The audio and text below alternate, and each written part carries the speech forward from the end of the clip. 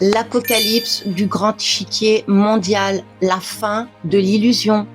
On garde Israël pour la fin. Message de Q.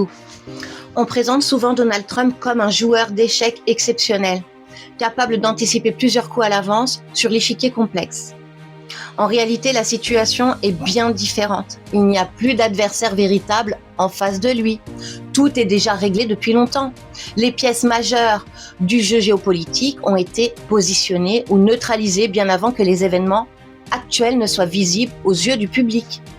Que ce soit l'Iran ou Israël, ces deux pays ont été mis au pas. Les tensions, les déclarations belliqueuses et les conflits qui occupent les écrans ne reflètent pas la réalité profonde des rapports de force. Tout ce que l'on voit dans les médias traditionnels, tout ce qui est relayé et partagé massivement sur les réseaux sociaux, constitue une mise en scène soigneusement orchestrée. Cette mise en scène doit paraître parfaitement crédible et réaliste. C'est même sa principale condition de succès. Personne, ou presque, ne se trouve sur le terrain pour vérifier indépendamment les informations diffusées par les grands médias. Les personnes présentes sur place ne perçoivent souvent que ce que l'Alliance veut bien leur montrer à travers des images et actions contrôlées, des accès limités et des narratifs orientés. C'est précisément pour cette raison que l'on assiste aujourd'hui à une dissonance cognitive massive au sein des populations. Les discours contradictoires, les informations opposées et les narratifs qui changent selon les jours plongent un grand nombre de personnes dans la confusion la plus totale. Elles ne savent plus à qui se fier, ni à quelle version des faits retenir. En réalité, la finalité de tout ce processus consiste à révéler progressivement la fonction réelle qu'Israël a occupée pendant des décennies. Depuis sa création en 1948, à la suite de la Seconde Guerre mondiale et de la fin du mandat britannique en Palestine, cet État a servi de quartier général au sionisme mondial. Il a fonctionné comme le fief central du commandement mondial des nations. Derrière l'apparence de démocratie souveraine, les présidents élus par les peuples n'ont été, à quelques rares exceptions près, que des représentants d'une vaste supercherie savamment entretenue.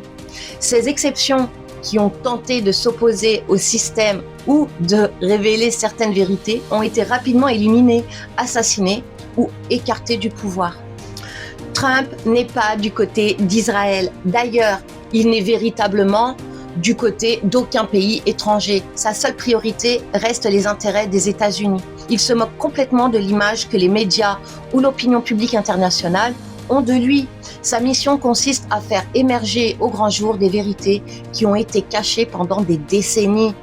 Il agit avec le soutien discret de la Russie et d'autres puissances majeures, comme la Chine. Cependant, les cartes sont volontairement brouillées et les apparences maintenues pour éviter un choc trop brutal et trop soudain pour la population mondiale. Une révélation trop rapide risquerait de provoquer un chaos incontrôlable. Beaucoup de personnes tombent dans le piège de la conformité mentale. L'idée que l'on se fait des individus, des leaders ou des événements n'est pas toujours la bonne. Il faut faire preuve d'un discernement constant et apprendre à regarder au-delà des apparences, au-delà des titres, des déclarations et des images diffusées. C'est pour cette raison que certains qui disaient pourtant croire fermement au plan ont fini par changer radicalement de position. Leur foi était fragile. Ils se sont fiés uniquement aux apparences visibles et sont aujourd'hui soit profondément défaitistes, soit complètement blackpillés. C'est-à-dire convaincus que tout est perdu et que rien ne changera jamais. Mais à mesure que la vérité s'éclaire progressivement, il devient de plus en plus difficile pour eux de maintenir cette posture négative. Les illusions se dissipent lentement mais sûrement, et les pièces du puzzle commencent à s'assembler de manière cohérente. Pour revenir à Israël, la vérité sur sa fonction réelle commence à apparaître au grand jour.